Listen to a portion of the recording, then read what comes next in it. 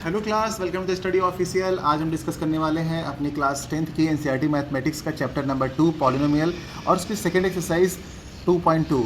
और इसका पहला क्वेश्चन है जिसमें हमको फाइंड करना है। देखिए क्या फाइंड करना है, find the zeros of the following quadratic polynomials. ये हमारे पास क्वाड्रेटिक पॉलिनोमियल दे रखे हैं। जिन भी पॉलिनोमियल की पावर डिग्री 2 होती है वो सारे के सारे हमारे क्वाड्रेटिक पॉलिनोमियल हैं। और उसके बाद हमको क्या करना है, verify the relationship between the zeros and the coefficients. उसके बाद हमको रिलेशनशिप और उनके कोफिशिएंट के बीच में बताना है, यानी किसके किसके, जीरोज और कोफिशिएंट के बीच में। तो यहाँ पर हम सॉल्व करने वाले हैं क्वेश्चन नंबर 1 का फर्स्ट पार्ट क्या है, देखिए x² - 2x - 8।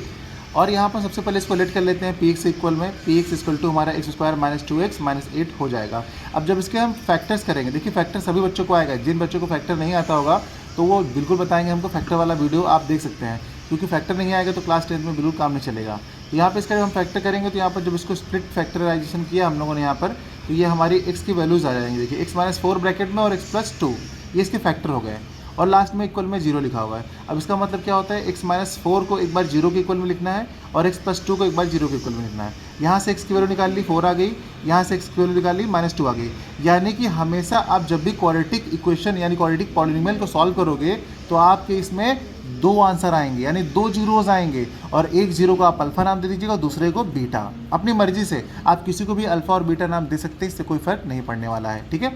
तो यहाँ पर जो आपकी 2 वैल्यूज़ आएंगी ना, इन्हीं को बोलते हैं जीरोज। तो आप लिख देंगे 4 and -2 are the zeros of the polynomial. तो आपको पॉलिनोमियल के जो जीरोज होते हैं वो निकालना सीख लिया ना आपने। फैक्टर निकाल के बस उसकी जो वैल्यू निकालते हैं ना, उसी को बोलते हैं इसके जीरोज। चलिए, जब जीरोज आप निकाल लिए तो अब देखिए क्या करते हैं वेरिफिकेशन किस तरीके से। तो verify relationship between the zeros and the coefficients. Coefficients क्या होते हैं, जब आपके पास एक जनरल इक्वेशन होती है। जनरल इक्वेशन जानते हैं क्या होती है आप, हमारे पास जनरल इक्वेशन ये होती है, देखिए ax² + bx + c, ये आपका होता है जनरल क्वाड्रेटिक पॉलिनोमियल, ठीक है, ये वाला। तो इसमें आप अगर देखेंगे तो ये जो x के बगल में लिखे ना, ये इनके कोफिशिएंट्स हैं, ठीक है, जो कांस्टेंट टर्म्स होते हैं। तो यही कोफिशिएंट है, यानी a b c कोफिशिएंट है, ठीक है ना। इन्हीं कोफिशिएंट का रिलेशन होगा इन जीरोज़ के साथ। इन जीरोज़ को हम लोग क्या लिख सकते हैं, अल्फ़ा बीटा, ठीक है। जीरोज़ को क्या लिख सकते हैं हम लोग, अल्फ़ा बीटा। तो यहाँ पर अगर हम लिखना चाहेंगे तो अल्फ़ा हमारा 4 हो जाएगा, बीटा हमारा -2 हो जाएगा, ठीक है। अब देखिए सबसे पहले क्या करेंगे, इसी क्वेश्चन को फिर से लिखेंगे। ये जो क्वेश्चन था हमारे पास, इसी को फिर से लिखते हैं, इसको कंपेयर कर देते हैं इस जनरल इक्वेशन से। देखिए मैंने लिख लिया है एक x² + bx + c, और इससे जब कंपेयर करेंगे तो देखिए यहाँ पर x² के बगल में क्या a लिखा है, यहाँ पे x² के बगल में कुछ दिख रहा है आपको, कुछ भी नहीं दिख रहा है। जब कुछ भी नहीं है तो इसका मतलब यहाँ पे 1 छुपा हुआ है, यानी कि a के प्लेस पे यहाँ पे क्या 1 है। तो देखिए a के प्लेस पे 1 लिख दिया। जब यहाँ पर हम x के पास देखते हैं तो b है, यहाँ पर x के पास क्या है -2 है, तो यहाँ पर b की वैल्यू -2 आ जाएगी। यहाँ पर देखिए c है, यहाँ पर c के प्लेस पे -8 है। इस तरीके से आप कंपेयर कर लेंगे, कंपेयर करना भी आना चाहिए बच्चों। तो कंपेयर कर लेंगे तो आपको a b c की वैल्यू मिल जाएगी। जैसे ही आपको a b c की वैल्यू मिल जाएगी, अब आपके पास देखिए अल्फा बीटा भी है और a b c भी है। तो अब क्या करेंगे, अब आप अपना फॉर्मूला अप्लाई कर देंगे। फॉर्मूला है आपका सम ऑफ जीरोज इक्वल्स टू होता है minus coefficient of x upon coefficient of x²। तो यहाँ पर देखिए मैंने क्या कहा था आपसे, मैंने आपसे कहा था कि सम ऑफ जीरोज आपकी क्या है, अल्फा बीटा। तो एक अल्फा है एक बीटा है, तो दोनों का आपको सम करना है, क्योंकि यहाँ पे बोल रखा है सम ऑफ जीरोज। तो जीरोज का सम कर दीजिए। उसके आगे देखिए माइनस लगा है तो माइनस लगा दीजिए। कोफिशिएंट ऑफ x क्या है, देखिए x का कोफिशिएंट क्या है, b। तो आप x का कोफिशिएंट क्या लिखा है, b लिखा है। अपॉन में लाइन खींच दीजिए, फिर उसके नीचे लिखिए कोफिशिएंट ऑफ x²। x² का कोफिशिएंट कहाँ गया, देखिए ये x², इसका कोफिशिएंट ये रहा। कोफिशिएंट मतलब पड़ोसी, तो इसका कोफिशिएंट a रहा, तो a लिख दिया नीचे, ये देखिए। तो ये बन गया फॉर्मूला। अब क्या करना है, सारी वैल्यूज आपको यहाँ पुट कर देनी है। ये हो गया LHS, ये हो गया RHS। तो अल्फा बीटा तो आपको पहले से पता थे 4 और -2, तो एक यहाँ पे अल्फा के प्लेस में 4 और बीटा के प्लेस में -2 रख दीजिए, क्योंकि -2 वैल्यू है। और इसको आप सॉल्व करेंगे तो 2 आएगा। उसी तरीके से आप कोफिशिएंट की वैल्यू पुट कीजिए। तो b की वैल्यू कितनी है, देखिए यहाँ पे जो आपने निकाली थी -2, तो आप -2 रख दीजिए ब्रैकेट में। और a की वैल्यू कितनी है, 1 है, तो आप 1 रख दीजिए। जब आप इसको सॉल्व करेंगे तो माइनस माइनस मल्टीप्लाई प्लस हो जाएगा। तो 2 RHS में भी आ रहा है, 2 LHS में भी आ रहा है। जब LHS = RHS हो जाए तो समझ लीजिएगा कि वेरिफिकेशन कंप्लीट हो चुका है और आपका सोल्यूशन सही है। बस आपको फैक्टराइजेशन कर देना है और इसकी वेरिफिकेशन कर देना है। 2 नंबर का काम पक्का है। इसको करने में आपको मुश्किल से 1.5 मिनट लगेगा, 2 मिनट भी नहीं लगेगा। बस पहली बार अगर आप देख रहे होंगे तो आपको समझने में थोड़ी प्रॉब्लम हो सकती है, अदरवाइज ये क्वेश्चंस बहुत ईजी हैं। इसके बाद अभी थोड़ा सा काम और बचा है। अभी हमको निकालना है प्रोडक्ट ऑफ जीरोज़। तो प्रोडक्ट ऑफ जीरोज़ का मतलब है इस बार जो हमारे जीरोज़ हैं अल्फा बीटा, उनका प्रोडक्ट निकाल देना है। और उसका फॉर्मूला होता है constant term upon coefficient of x²। देखिए नीचे कोफिशिएंट ऑफ x² यहाँ भी था और यहाँ भी है, कोई दिक्कत नहीं। तो कांस्टेंट टर्म क्या होता है, वो c होता है, तो ऊपर रखा c, और अपॉन में कोफिशिएंट ऑफ एक्स स्क्वायर जो कि आपका कितना है, देखिए ए है, तो आपने ए रख दिया। अब क्या किया, अब इन सब की वैल्यू पुट कर दीजिए। अल्फा की वैल्यू 4 थी, रख दी। बीटा की वैल्यू -2 थी, रख दी। सी की वैल्यू कितनी, -8 थी। ए की वैल्यू 1। अब LHS को सॉल्व करेंगे तो -8, RHS को सॉल्व करेंगे तो -8, दोनों तरफ इक्वल आ गया। जब दोनों तरफ वैल्यू सेम आ जाए तो समझ लीजिएगा आपका सोल्यूशन सही है, वेरिफिकेशन हो चुका है। बस इतना ही आपको वेरीफाई करना है। तो ये कंप्लीट सोल्यूशन है इस पहले क्वेश्चन का। आप देख रहे हैं ये है कंप्लीट सोल्यूशन, आप इसका स्क्रीनशॉट ले सकते हैं यहाँ से, ठीक है। तो ये हो गया कंप्लीट सोल्यूशन। उम्मीद करते हैं ये वाला क्वेश्चन समझ में आया होगा। जो आगे के क्वेश्चन है वो हम थोड़ा सा जल्दी जल्दी करेंगे, ठीक है बच्चों। अब हम सॉल्व करने वाले हैं अपना क्वेश्चन फर्स्ट का सेकंड पार्ट। यहाँ पर क्या दिया हुआ, 4x² - 4s + 1। तो यहाँ पर हमने लेट कर लिया सबसे पहले कि भाई ये एक पॉलिनोमियल है हमारा, ठीक है। उसके बाद यहाँ पर क्या किया, जो भी पॉलिनोमियल होता है हमारा PS होता है, PX होता है, जो भी होता है उसको हम जीरो कर लेते हैं। अब उसके बाद इसके कर लेते हैं फैक्टर। जब हमने इसके फैक्टर किए तो हमारे पास आ गया है, देखिए यहाँ पर कितना 2s - 1 और 2s - 1 दोनों जगह आ गया। एक बार इसके आगे जीरो पुट कर लेंगे, एक बार इसके आगे जीरो पुट कर लेंगे। अब यहाँ पे दोनों तरफ क्या करेंगे, s की वैल्यू निकाल लेंगे। जब s की वैल्यू हम निकालते हैं तो हमारे पास क्या आता है, देखिए यहाँ पर दोनों तरफ सेम वैल्यू आ रही है। s की वैल्यू यहाँ भी हाफ आ रही है, s की वैल्यू यहाँ भी हाफ आ रही है। यही हमारे क्या है, जीरोज़ हैं। तो जीरोज़ हमने निकाल लिया। देखिए फैक्टराइजेशन करके जीरोज़ निकाल लीजिए, ये आपका काम 15 से 20 सेकंड का होता है। तो ये आपको पहले से आना चाहिए, नहीं आता है तो अभी सीख लीजिए, इसकी प्रैक्टिस कर लीजिए, ठीक। जब यहाँ पे आप इतना कर लेंगे तो उसके बाद बचता है वेरिफिकेशन। तो वेरिफिकेशन में देखिए क्या काम करते हैं, बस यही आपके लिए थोड़ा सा नया है। तो जो भी आपके पास पहला पॉलिनोमियल दिया होता है उसको कंपेयर कर दीजिए ax² + bx + c से।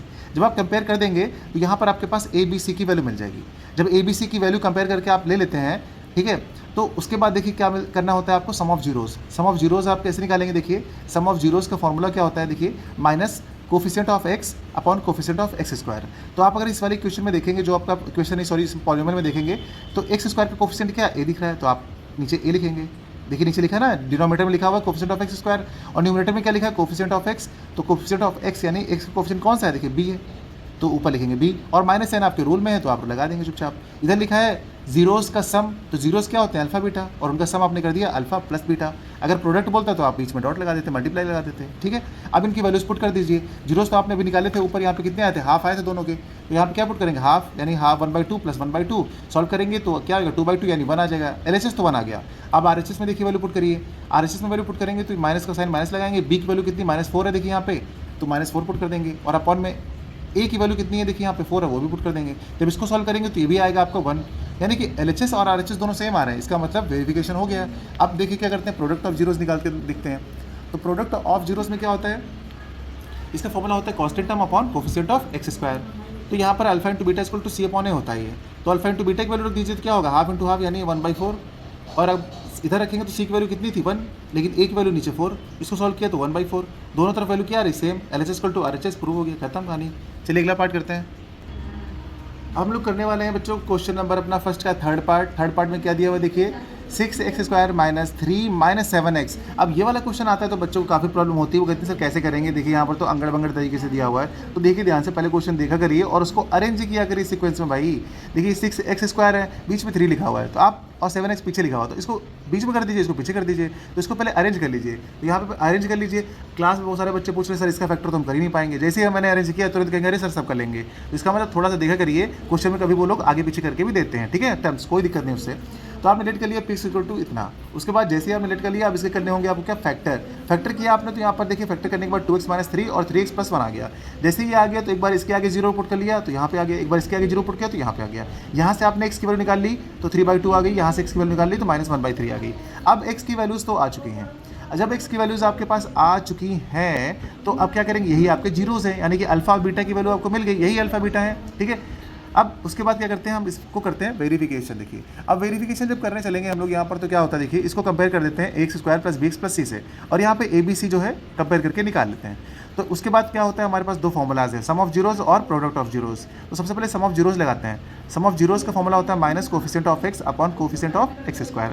उसके बाद क्या करेंगे, इसका फॉर्मूला होता है अल्फा + बीटा - b/a। इनकी वैल्यूज पुट कर दीजिए। देखिए अल्फा और बीटा की वैल्यू जो यहाँ से निकाली थी इनको पुट कर दीजिए और सॉल्व कीजिए। तो LHS में आया 7/6 और RHS में हम क्या करेंगे, b और a जो ऊपर निकाला था इनको पुट कर देंगे यहाँ पे। तो इधर का जो सोल्यूशन किया तो इधर का भी आया 7/6, दोनों तरफ का सेम आ गया। LHS = RHS, मतलब ये हो गया वेरीफाई। समझ गए। कुछ क्वेश्चन हम लोगों ने बहुत स्टार्टिंग में स्लो किए हैं, इसलिए अब हम उम्मीद करते हैं कि आप लोग को समझ में आ रहा होगा। अब हम लोग निकालते हैं, चलिए, प्रोडक्ट ऑफ जीरोज़। तो जब प्रोडक्ट ऑफ जीरोज़ निकालने लगेंगे हम लोग तो यहाँ पर देखिए क्या है, इसमें इसका फॉर्मूला होता है constant term upon coefficient of x²। और ये क्या होता है, अल्फा इंटू बीटा = c/a। अब यहाँ पे अल्फा और बीटा की वैल्यू पुट करेंगे तो इधर आएगा -3/6 और जब सी बाई ए की वैल्यू पुट करेंगे तो इधर भी आएगा -3/6। LHS इक्वल टू RHS हो गया, इसका मतलब ये भी हो गया वेरीफाई। बस इतना ही आपको लिखना होता है बच्चों, आपके 2 मार्क्स कन्फर्म रेडी हैं। बस आपकी स्पीड होनी चाहिए इसको लगाने की। चलिए क्वेश्चन आपको समझ में आ गया होगा, इसके बाद चलिए अगला करते हैं। अब हम लोग करने वाले हैं 1 का 4th पार्ट। 1 का 4th पार्ट देखिए काफ़ी बच्चों को समझ में नहीं आ रहा था क्लास में, वो अपने आप कर नहीं पा रहे थे, तो उम्मीद करते हैं आप लोगों को थोड़ी प्रॉब्लम होती होगी।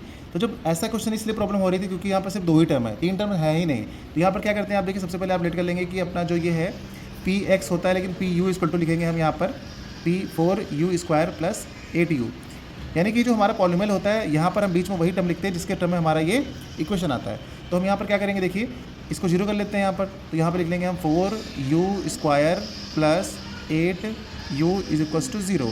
अब जब इसके फैक्टर करेंगे ना, यहाँ पे देखिए दोनों में से, अब देखिए स्प्लिट डिवीजन वाले मेथड से तो इसको हम कर नहीं सकते हैं, यानी स्प्लिटिंग मेथड से। तो यहाँ पर हम क्या करेंगे, यहाँ पर इसमें कॉमन ले लेंगे जो भी कॉमन आ रहा होगा। तो यहाँ पर कॉमन आ रहा है 4u को दोनों में दिख रहा है तो कॉमन ले लेंगे हम। तो यहाँ बचेगा हमारा u बचेगा इस तरफ, और यहाँ बचेगा 4 2 8 यानी 2 बचेगा, और आगे 0। एक बार हम 0 लिखेंगे इस वाले टर्म के आगे, तो ये क्या हो जाएगा 4u = 0, एक लाइन खींचेंगे, और एक बार हम इसके आगे लिख देंगे 0। तो यहाँ पे क्या हो जाएगा u + 2 = 0। यहाँ से अगर हम u की वैल्यू निकालें तो हो जाएगा u = ये 2 उधर जाकर के हो जाएगा माइनस का, यानी u की वैल्यू -2 आ गई। और यहाँ से क्या होगा, अगर 4 को इससे डिवाइड कर दे तो 0 से डिवाइड करेंगे 4 को, तो u क्या हो जाएगा 0 हो जाएगा, यानी एक वैल्यू 0 आ गई और एक आ गई -2। यही हो गए हमारे जीरोज़। इस बार क्या हो गया 0 एंड -2, ये दो हमारे जीरोज़ निकल के आ गए। एक का नाम हम अल्फ़ा दे देंगे, मान लो इसका नाम हमने अल्फ़ा दे दिया, और इसका नाम हम दे देंगे बीटा, ठीक है। अब हम करने वाले हैं यहाँ पर बच्चों वेरिफिकेशन। तो अब हम यहाँ पर इसका वेरिफिकेशन करने वाले हैं। तो वेरिफिकेशन में क्या होता है देखिए, सबसे पहले जो भी हमारे पास क्वेश्चन होता है उसको हम नोट कर लेते हैं। यानी कि हमारे पास क्या था क्वेश्चन 4u² प्लस 8u, इसको हम कंपेयर कर देते हैं। क्या करते हैं इसको हम करते हैं कंपेयर, किसके साथ, compare with ax² plus bx plus c के साथ। तो यहाँ से हम जब वैल्यू काउंट करके निकालते हैं कंपेयर करके, तो हमारे पास a की वैल्यू क्या आएगी, a की वैल्यू a के प्लेस पे यहाँ पे क्या है 4 है तो हमारा 4 आ जाएगा। यहाँ पर b के प्लेस पे क्या है हमारा 8 है तो हमारा b 8 आ जाएगा। c वाला टर्म तो यहाँ पे दिख ही नहीं रहा होगा ना, जो टर्म है ही नहीं ना उसकी वैल्यू क्या होती है, हमेशा 0 होती है। जो टर्म ही नहीं है उसकी वैल्यू क्या होगी 0, यानी c की वैल्यू यहाँ पे 0 है। अच्छा, जब इतना आ गया तो हम निकालेंगे सम ऑफ जीरोज़। तो हमारा सम ऑफ जीरोज़ क्या होता है बच्चों, फॉर्मूला सम ऑफ जीरोज़। तो आपको पता होना चाहिए सम ऑफ जीरोज़ का फॉर्मूला क्या होता है। ये होता है हमारा minus coefficient minus coefficient of x, और डिनोमिनेटर में क्या होता है, डिनोमिनेटर में होता है कोफिशिएंट ऑफ x²। तो यहाँ के जो जीरोज़ होते हैं इनको हम लिखते हैं अल्फ़ा, एक को लिखते हैं बीटा, तो अल्फ़ा प्लस बीटा हो गया, और ये फॉर्मूला बनेगा माइनस का b/a। अब क्या होता है कि अल्फ़ा की वैल्यू मैंने यहाँ पे 0 बताई थी तो 0 पुट कर लीजिए, बीटा की वैल्यू मैंने यहाँ पे क्या बताई है आपको -2, तो ब्रैकेट लगा के -2 पुट कर दीजिए, और आगे क्या करिए माइनस साइन इसे लगाइए, और b की वैल्यू यहाँ पे कितनी है 8 है तो 8 पुट कर दीजिए, अपॉन में a की वैल्यू कितनी है 4 है तो 4 पुट कर दीजिए। इसको हम लोग सॉल्व करेंगे, तो 0 और इस -2 को सॉल्व करेंगे तो इधर का आएगा हमारा -2, ठीक है। जब इस तरफ सॉल्व करेंगे तो 4 1 जा 4, 4 2 जा 8, यहाँ भी आएगा -2, यानी कि हमारा हो गया LHS = RHS। बस वेरीफाई हो चुका है, दोनों तरफ साइड बराबर आ रही है, इसका मतलब ये वेरीफाई हो चुका है। अब हम लोग निकालेंगे इसका प्रोडक्ट ऑफ जीरोज़। देखिए प्रोडक्ट ऑफ जीरोज़, तो प्रोडक्ट ऑफ जीरोज़ के फॉर्मूला क्या होता है हमारा, तो हम लिखेंगे प्रोडक्ट ऑफ जीरोज़, ठीक है। प्रोडक्ट ऑफ जीरोज़ ये क्या होता है, ये होता है आपका कांस्टेंट टर्म, और अपॉन में क्या होता है, कांस्टेंट टर्म अपॉन में होता है कोफिशिएंट ऑफ x², ठीक है। अब क्या करेंगे हम, प्रोडक्ट ऑफ जीरोज़ का मतलब होता है अल्फ़ा इंटू बीटा, और यहाँ पर क्या होता है कांस्टेंट टर्म c/a, ये फॉर्मूला होता है, याद रखिएगा। एग्जाम में आप ये भी लिखिएगा, इसके मार्क्स कट जाते नहीं तो। आप यहाँ पे क्या लिखेंगे, अल्फ़ा की वैल्यू कितनी 0 है, मल्टीप्लाई करके क्या लिखेंगे -2, आगे c की वैल्यू कितनी है 0 है, अपॉन a की वैल्यू कितनी है हमारी यहाँ पर 4 आई थी तो 4 लिख दीजिए। अब दोनों को सॉल्व करेंगे, इधर भी 0 हो जाएगा इधर भी 0 हो जाएगा, LHS = RHS, यानी कि यहाँ पर क्या आ रहा है, ये आपका कंप्लीट सॉल्यूशन हो गया है इस क्वेश्चन का। तो बस इसका वेरिफिकेशन हो गया है। चलिए अगला क्वेश्चन करते हैं। हम करने वाले हैं क्वेश्चन अपना 1 का 5th पार्ट। तो 5th पार्ट क्या है अपना, t² - 15। ये वाला क्वेश्चन भी बहुत ज़्यादा इंपॉर्टेंट है। देखिए जो क्वेश्चन छोटे होते हैं थोड़े ट्रिकी होते हैं, देखिए वो वाले क्वेश्चन बच्चों को हमेशा टीचर्स देते हैं एग्जाम में। तो सबसे पहले आप वही पुराना काम करिए जो आप लेते हैं, आप उसको लेट कर लेंगे, लेट करेंगे PT = क्या, t² - 15, ये आप लेट कर लेंगे। जब आपने लेट कर लिया तो फिर वही पुराना काम करेंगे कि t² - 15 = 0। ठीक है, इतना लिख लिया आपने।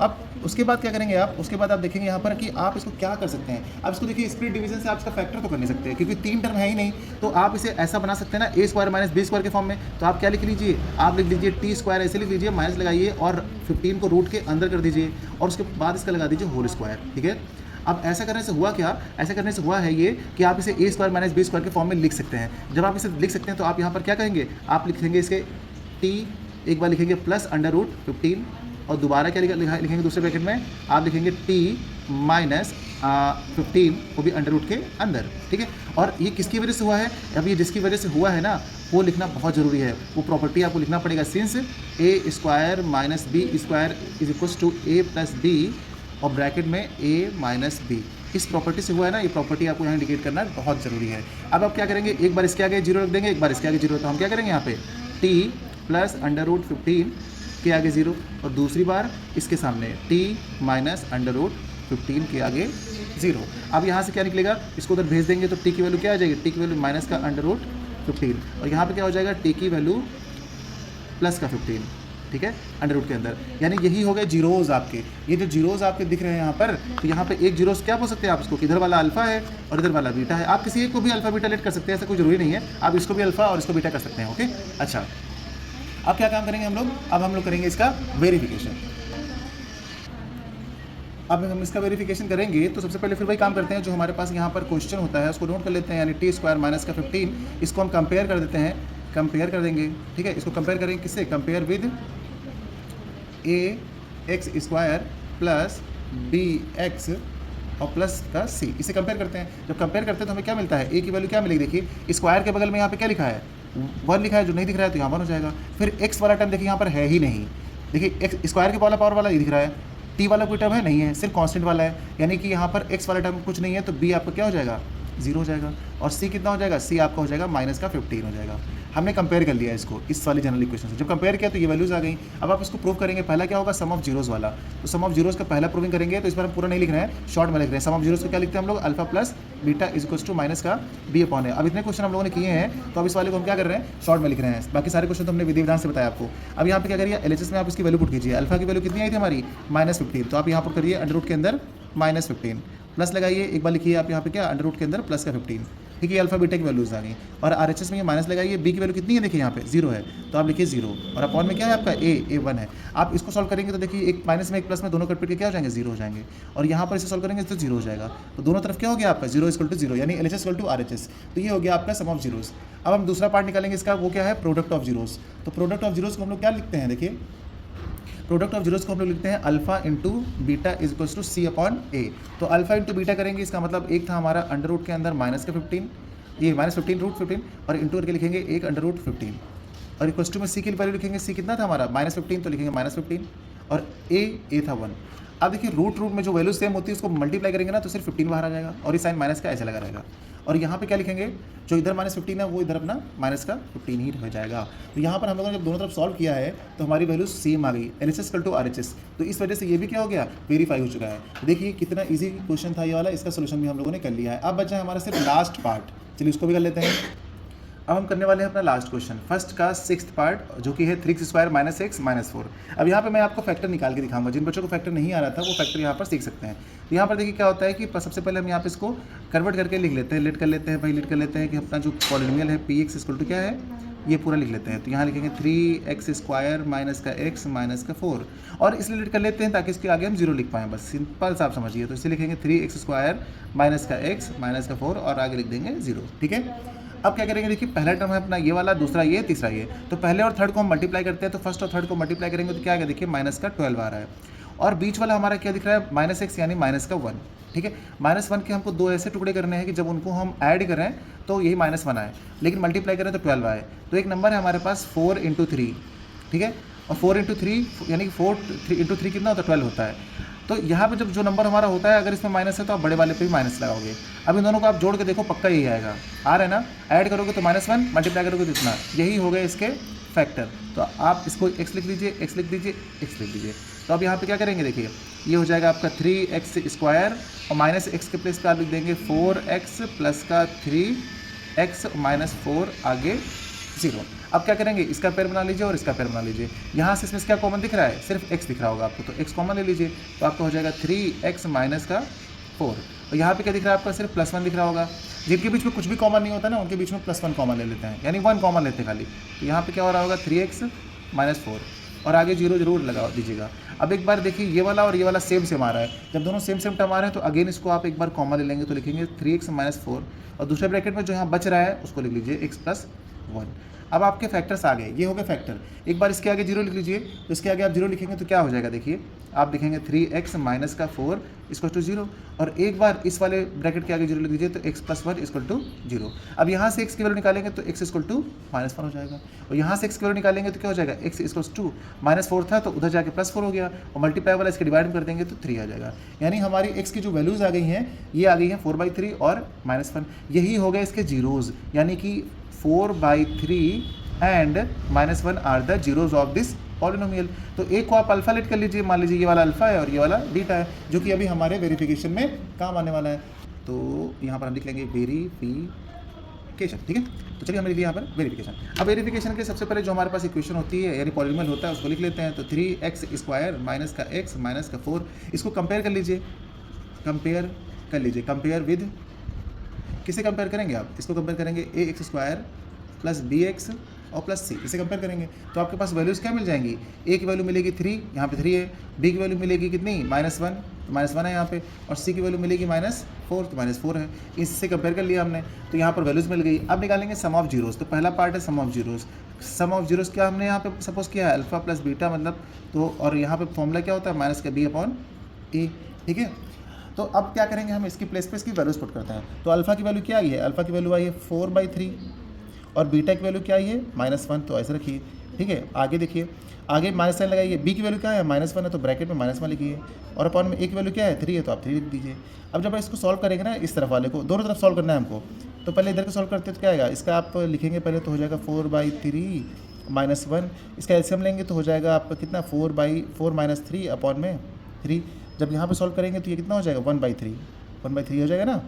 और जब इसको सॉल्व करेंगे तो ये कितना हो जाएगा, ये देखेंगे आप, ये वाला जो है ये ब्रैकेट है यहाँ पे, जब खोलेंगे तो माइनस प्लस यानी 1/3, यानी ये हो जाएगा 1/3, आगे आ रहा होगा ये 1/3, ये दोनों तरफ से क्या हो गया, सेम हो गया, यानी ये वेरीफाई हो चुका है। अब बचा हमारा last product of zero, second वाला पार्ट। तो ये क्या हो जाएगा आपका, देखिए alpha into beta equals to क्या हो जाएगा, c/a। तो अल्फा की वैल्यू कितनी है, जो भी है हम यहाँ पुट करेंगे 4/3 इंटू -1, और आगे क्या है, c/a, c कितना है हमारे पास, c है हमारे पास -4, और a कितना है 3। अब दोनों तरफ सॉल्व करेंगे तो क्या रहेगा, -4/3 इक्वल टू -4/3। आप देखेंगे दोनों तरफ से क्या हो गया, हमारी वैल्यू सेम हो गई, इक्वल आ गई। इस तरीके से हमारा क्वेश्चन ये वेरीफाई हो चुका। पूरी एक्सरसाइज का जो फर्स्ट क्वेश्चन था हम लोग ने सॉल्व कर लिया है। उम्मीद करता हूँ आपको बच्चों समझ में आया होगा। पहली एक्सरसाइज अपनी सॉल्व कर ली हमने, अब सेकेंड एक्सरसाइज करेंगे अगले पार्ट में। तो जब तक इसको आप सॉल्व करके रखिएगा, अगर कोई भी डाउट होता है जरूर बताइएगा। मिलते हैं अगली क्लास में, बाय बाय।